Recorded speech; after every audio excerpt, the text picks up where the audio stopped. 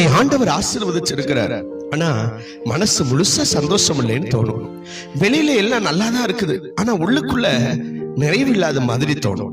ஒண்ணு தெரியுமா, பூமியில சந்தோஷமா வாழ அவருடைய கிருபையும் ஆசீர்வாதமும் போதுமானது. ஆனா அவருடைய சந்தோஷத்துல வாழணும் சொன்னா நமக்கு உண்மையும் உத்தமமும் ரொம்ப தேவைப்படும். அதத்தான் ஆண்டவர் சொன்னாரு, நல்லது உத்தமம் உண்மையுமான ஊழியக்காரனே, கொஞ்சத்திலே உண்மையாயிருந்தாய், அநேகத்தின் மேல் உன்னை அதிகாரியாக வைப்பேன், உன் எஜமானுடைய சந்தோஷத்திற்குள் பிரவேசி அப்படின்னு. கவனிங்க, ஆசீர்வாதம் கிடைக்கிறது ஒரு நிலை, ஆனா எஜமானுடைய சந்தோஷத்துக்குள்ள செல்றது இன்னொரு நிலை.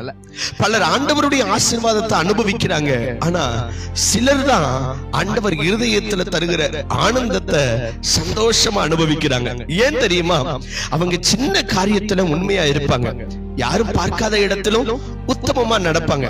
அதனாலதான் கொஞ்சத்துல உண்மையா இருந்தவன தேவன் அநேகத்தின் மேல அதிபதியா அதிகாரியா நிறுத்துறார். இன்னைக்கு பெரிய வாய்ப்புக்காக காத்திருக்காதீங்க, கையில் இருக்கிற சின்ன காரியத்துல உண்மையா இருங்க. பாராட்டு கிடைக்காத இடத்திலும் நேர்மையா நடங்க. எளிய வேலையும் விசுவாசமா செய்யுங்க. அப்ப வாழ்க்கை மட்டுமல்ல, ஆண்டவர் அவருடைய சந்தோஷத்துக்குள்ள உங்களை அழைத்து செல்வார். நான் இப்படி சொல்றேன், ஆசீர்வாதத்தை அனுபவிப்பவர்களாக மட்டுமில்லை, உண்மையாக உத்தமமாக இருந்து அவருடைய சந்தோஷத்திற்குள் வாழும் இரக்கத்தை பெறுவோம். கர்த்தர் நமக்கு உதவி செய்வார்.